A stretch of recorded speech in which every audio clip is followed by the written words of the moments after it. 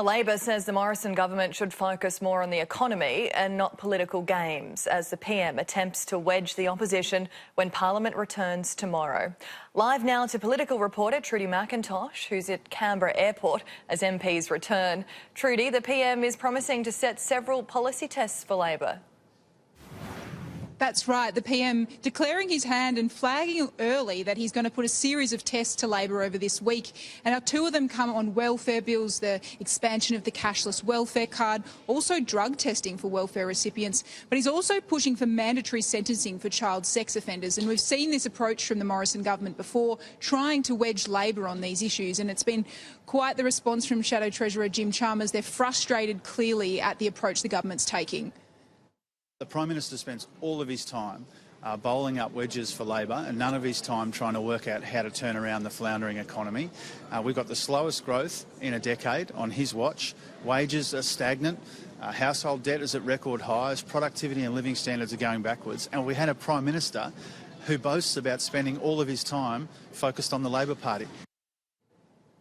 So while Labor may be frustrated with this approach, they're going to have to make some decisions on this legislation.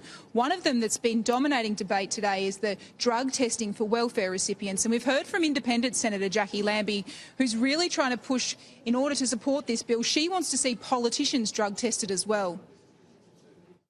I reckon it'll be a lot more humiliating when we're testing public servants and parliamentarians up there. So I'm happy to support the drug testing of welfare recipients.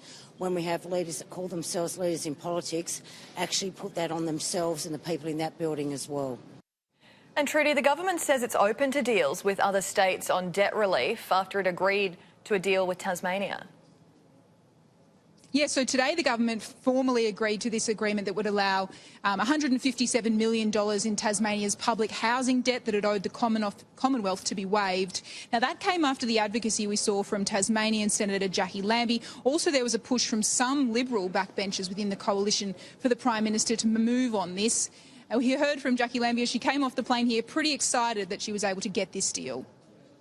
To have that debt relieved finally is great for Tasmania, but more so it is even better for the families out there that are doing it tough, that are living in their cars or they're out there couch surfing or relying on their grandparents to put them up. Hopefully this will relieve the situation over the next few years. Well, attention now turns to the other states. There's plenty of other people who'd like to see their government debt waived by the Commonwealth. The Housing Minister, Michael Sukkar, was asked about that today when he was making this announcement in Tasmania. I would expect that other states and territories will look at this very closely. I think they'd be silly not to, but Tasmania has met a very, very high bar. And any other states that were looking at it, I think, would realise pretty quickly it's a high bar. But if they were willing to meet that very high bar, of course, the federal government would consider anything on a case-by-case basis. So it's certainly shaping up to be a very busy sitting fortnight here, Lou. Yes, it certainly is. Thank you to Trudy McIntosh there live at Canberra Airport.